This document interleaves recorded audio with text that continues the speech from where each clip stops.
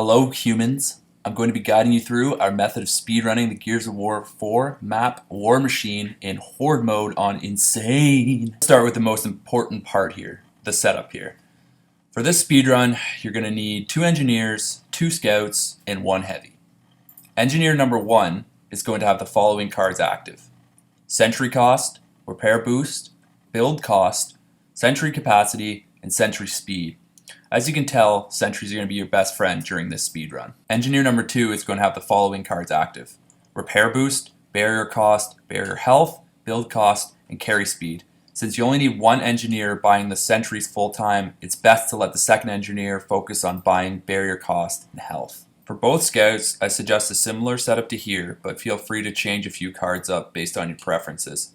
We have Deposit Bonus, Pickup Distance, Shotgun Damage, Health Boost, and Carrier Speed. Finally, your heavy is going to need the following cards: Heavy Weapon Damage, Marked Damage, Explosive Launcher Damage, Explosive Launcher Capacity, and a 5th card of your choice. I just chose Reload Speed. Your heavy is going to be your savior on boss waves. Having Heavy Weapon Damage and Marked Damage on with a salvo ready is what you're aiming for. Alright, now is the most important part of the speedrun, which is forcing the enemies to spawn in these 2 rooms, which are mirror images of each other on either side of the map. Doing this will force the enemies to be trapped by our barriers that will be placed in the doorway and get lit up by our wall of sentries we have aimed towards the door. In order to force the enemies to spawn, you need 4 of the 5 people to stand on the circles outside of the rooms on each side. As you can see here, we have a circle on the left and a circle on the right on each side of the room. This is the exact same for both sides. What your team is going to want to do right away is to decide which circle everyone is going to be at for the start of every round. Typically for the heavy, we place him in a circle near the back. This is where the boss will spawn in the middle between the 2 back circles.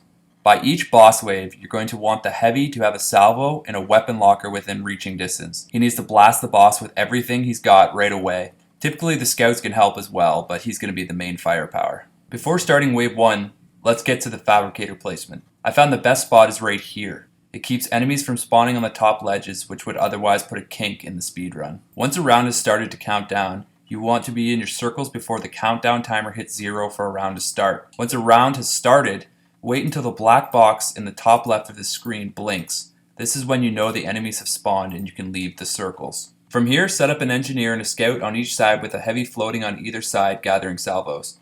Between each round, you're going to want to build up sentries and line them up in front of the doorways and a barrier there as well. To see our setup in action, click on the link attached to this video. Feel free to comment if you have any questions. Also, give us a like and a subscription for future videos. Thanks, humans.